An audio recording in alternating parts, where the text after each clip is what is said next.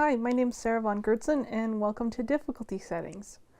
Difficulty Settings is an interview series where we will be sitting down and discussing the experiences and aspects of living life with a disability. I have a disability, and I wanted to be very clear at the beginning of the series to say that everybody's disability is completely different. Everyone feels different things, experiences different things. And that even goes for ways that they cope and manage their disability. So this interview series will mostly focus on my personal experience and how I have been managing and coping it, but that doesn't make anyone else's experience less valid or real. What you're feeling is real and your symptoms are real, and it can be very hard to manage, and I completely understand that, but I wanted to be very clear.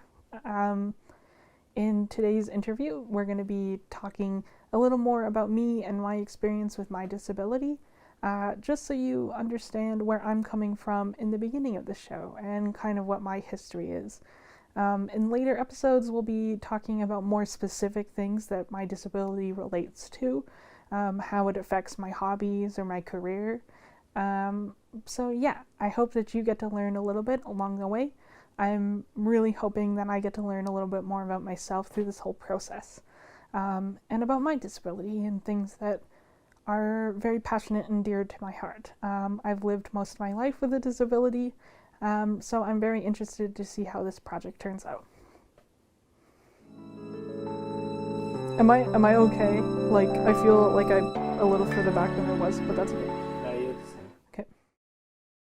My name is Sarah von Gertzen, and I'm 27 years old. Today I'm feeling all right. I would say I'm a little tired and a little bit nervous, as anybody would be when starting a project like this. But yeah, I feel relatively okay besides the fatigue. For a living, I am a filmmaker, and it feels very weird to say. But yes, I'm a filmmaker. I just recently finished an interview style show called My Friend's Pets, and that was for TELUS STORYHIVE.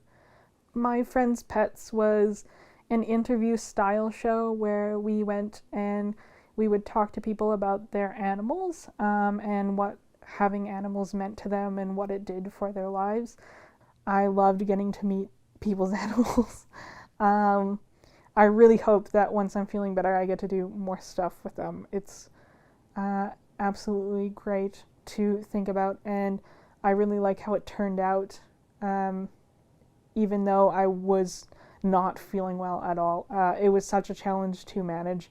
It was one of the first projects that I had done since feeling the way I do, which is like really terrible, and having all these physical symptoms of in my back pain and in my legs and having a cane, and that was a challenge to try to navigate, but yeah, I'm really happy with how it turned out.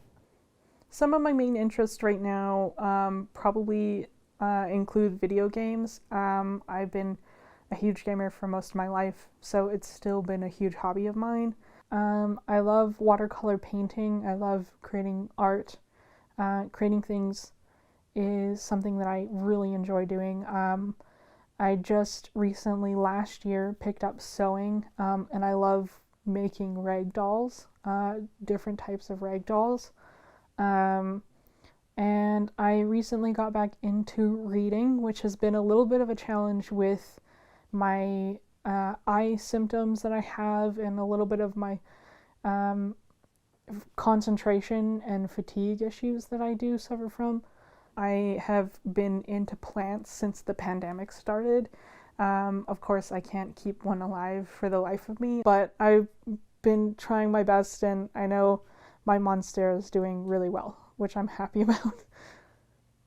My disability does affect my experience with doing things I enjoy. I can sometimes have pretty severe symptoms lately, that has been affecting a lot of things in my life. and it can come on very suddenly. So I have a lot of like vision issues and a lot of physical symptoms lately. So if my hands are bad that day, I'm not able to hold the controller to play the game that I want to play, or sewing, I can't sew that day on the sewing machine. I would have to do it by like hand or vice versa. It's like sometimes I just don't have the time, and I feel like the main component that affects that is the fatigue. If I don't have enough energy, then those things aren't getting done. And I feel like that's so heartbreaking for me because in 2011, when I had migraines, it was kind of like I knew my migraine was going to go away, and then having the headaches in between the migraines was manageable, and I was still able to push through it and do the things I wanted to do. But with the physical pain, when I get stuff in my hand joints or my knees or my back, it really affects how I can sit and how I move around. So yeah, I think that it really, really affects almost every aspect of my life. And especially my hobbies sometimes suffer the most from it because if I'm not feeling good, I can't do that day. And it's kind of hard.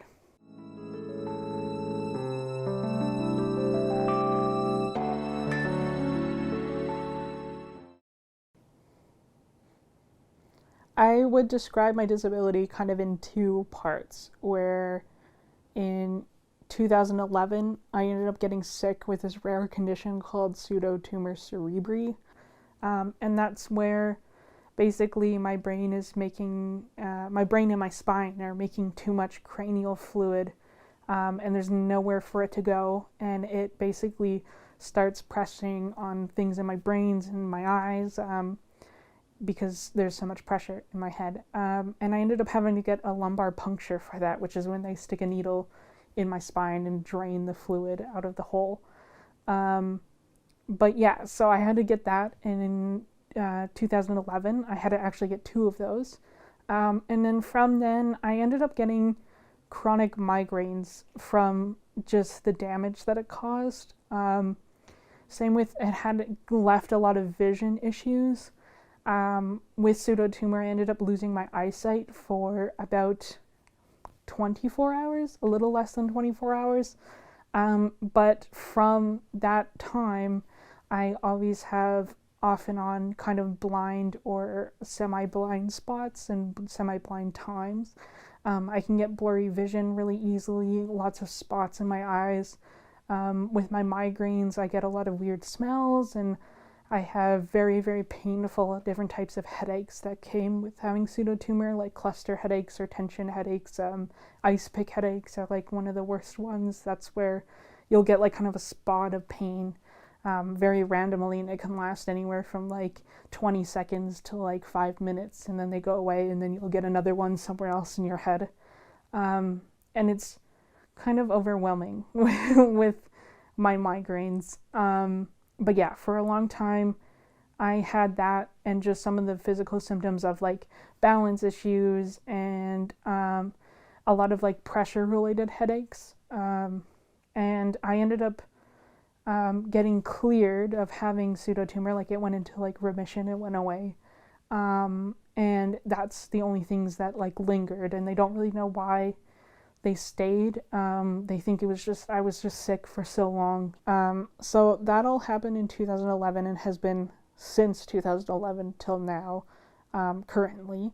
But in 2020, I woke up one morning and I had lower back pain in kind of the center of my back. And I didn't know what it was, and I thought I had just tweaked it the wrong way. But it hasn't gone away since 2020, and it's progressively just gotten worse since then. And it's not just my lower back, but it's my legs, and I have sciatic nerve pain that goes down my leg and it goes under my foot, like in my heel, and it makes it really hard to move around and really hard to manage. And it affects my hands in like the joints of my fingers, and It can affect my shoulders and my neck, and it's just been really hard to figure out what's happening with it. That's still being medically looked at right now to tell me why I'm having all of these things that I'm having. So I'm currently working with my doctors and the specialists to figure out what that is all about. But yeah, it's a little bit of a slew of different things, but yeah, I'm mostly right now that I'm struggling with is those physical symptoms.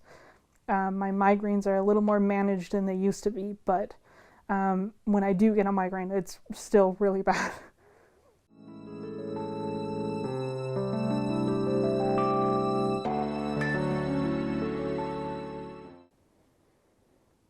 I definitely think my disability has affected how I view myself, especially with self-image. I had a lot of self-confidence issues that came from having social anxiety, and I've had social anxiety for almost all my life, since I was young. And yeah, it's like I had that of feeling like, oh, I'm ugly, or oh, I am so dumb, or I'm so, like, I'm such a failure, why did I get that question wrong? And I feel like with getting a chronic illness and having a disability on top of that, it's just amplified those feelings. But it's now more so of like 2 days ago I was able to shower and brush my hair and take a walk, but today I can only wash my hair and I can't even brush it. I'm failing myself. And it's just, I feel like when you have anxiety, you just have to feel like you are in control of everything. And having a chronic illness and having a disability, it's like it takes away all of that control. I can't control how I feel on days that I don't feel well. Like with my migraines, one of the biggest triggers is the weather pressure. So if it's raining or it's trying to rain or trying to snow, I'm going to get a migraine. And I have zero control over that in the later months and when it's raining. And it's so hard to try to plan your life around that. And I think it just gets very exhausting. And when I get exhausted, I feel so out of control and I feel like I'm failing. I feel like I'm failing myself and the people in my life, the people that are supporting me. It's like I feel like I'm letting them all down. And that's really, really hard for me to get over. Well, not to get over, to manage, is what my psychologist would say to me. Because it's not my fault at the end of the day. So yeah, I definitely think that it's been really hard. It was a lot easier when I just had migraines because people could understand. Well, a majority of people that I talked to could understand because either they have experienced a migraine or have had people in their lives that have had migraines. But with this new kind of back pain and physical pain and being on the quest to figure out what's wrong, it's really hard to explain that to somebody. And being like, oh, I suffer from these things, don't know what it is. With my legs and my back, I have to walk with a cane now. And it's really hard to manage that anxiety of feeling like people are looking at you, and feeling like, oh, I'm way too young to have a cane. Even though if I don't walk with it, I'm walking with a limp. So they can pretty much see that there's something wrong with my back. And it also makes me feel so, I don't want to say useless because I know that that's not what I am, but it does make you feel like that. You go to any store, and if you have self-checkout, you have to juggle the cane, and you have to put the stuff in the bags, and you have to hold the cane or put the cane up against something. But then I also have anxiety and I have OCD, so I can't have my cane touch a counter, so I have to hold it because I don't want to touch the counter, and I don't want to have to like clean my cane every. I'm sorry, I got frustrated. I'm sorry. It's okay. And it goes deeper than that. It's like even little things of when I got my migraines, I had such a hard time exercising. I took a long time for my migraines to not be triggered by exercise, and I was finding something that worked for me. And then in 2019, I was going at it. I was walking, I was swimming, I was feeling really good about my migraines. And then when I ended up hurting my back and in my legs, it's almost like I have to relearn that whole exercise routine. And I get so swollen, and I obviously am not moving as much as I was before, which means that I've gained a little weight, which is always hard on me, because when I had migraines before that, I was playing baseball and I was a very active person, and then I adjusted, and then this thing happens again, and it feels like a really bad rerun to try to figure it out and to be frustrated with yourself and your body. It can be really hard to just live and be yourself again and try to find something to keep going and to keep working towards.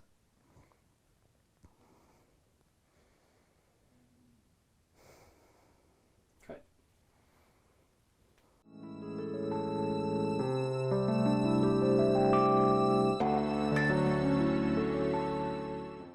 With difficulty settings, I really want to accomplish learning more about myself, or even documenting, because I know it can be so hard to remember where you were and where you are now. When you're living with a disability, it's almost like day to day can feel the exact same, like you're just living the same day over and over.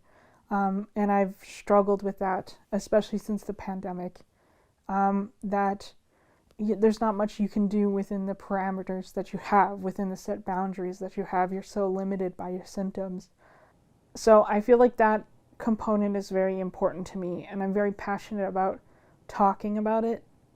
And I want to be more open with people about where my limits are and showing what I can accomplish with the right accommodations. For other people that have disabilities, I really want this to be kind of like an opening to feel comfortable for them to talk about their disability, and being open enough with my experiences that they can be open with it and realize that they're not alone with their symptoms and their feelings around having a disability. And for somebody who doesn't have a disability, I would love for it to kind of just be a glimpse into the life, so they can better support those who have disabilities in their life, or go about their day with that in the back of their mind, realizing how important accommodations is. Because I really believe that you don't have to have a permanent disability at a severe level to get accommodations. Everybody is at a different level in their life. Everyone learns differently. Everyone goes about their day differently. Everyone likes different things. And I find it very fascinating that kind of like the hustle and bustle of life needs people to fit into such a small box, because I probably know 2 people that can fit into that box, and they hate it. And I think it's very important to kind of slow it down and kind of think about our other people in our community and where they're coming from, and what their experiences are. I think that's one of the big things that I want for this show. I think it does make me a little uncomfortable talking about it. I feel like this is the most vulnerable I've been on camera ever in my life. I I'm talking to my team, my crew right here, and they're all people I know and know where I come from.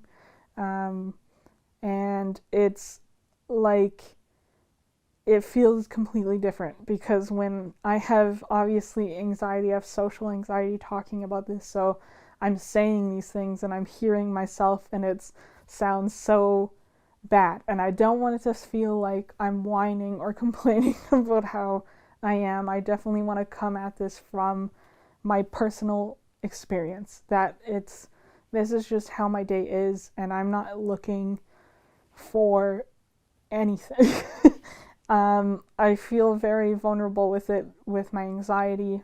I also, what comes with being a filmmaker is I've acted obviously in stuff that I've done before, but to help me get over that anxiety of having social anxiety, I worked really hard with my therapist to separate me from the person that I was playing, which comes a lot of like, I put on a costume and I speak differently and I talk differently, and I my worries, I can be worried about it, but it's me playing a character, it's not me.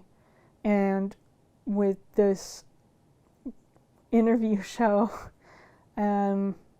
it's just me. This is how I would dress every day, and this is how I am every day, and I wanted to make it feel like that, and I wanted to make it look like that, because that's what it is.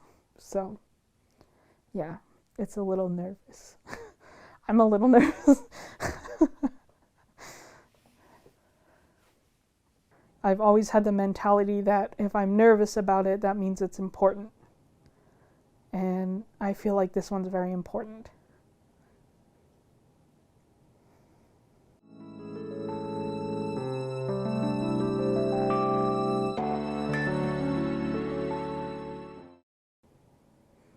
As we explore these topics in greater detail, I am really hoping that I learn a little bit more about myself along with all the viewers as well when I'm talking about all of my experiences. One of my biggest hopes for this show is that somebody else who has a disability watching, it can help open up a conversation for them with their support system to be able to feel comfortable talking a little bit more about how their life is and their experiences. I hope that somebody who has no idea about what it's like living with a disability learns at least one thing and is able to open up the conversation more freely about what the disabled people in their lives need. I hope that I hope that that's what it is. The biggest thing for me is to open up that conversation, and I'm really excited to do that on this show. Thank you so much for viewing our series, and I hope that you can tune into the other episodes where we'll be talking in a little bit more detail about what it's like living with aspects of having a disability. But yes, thank you so much, and I hope to see you again. I'm Sarah von Gertzen, and this is Difficulty Settings.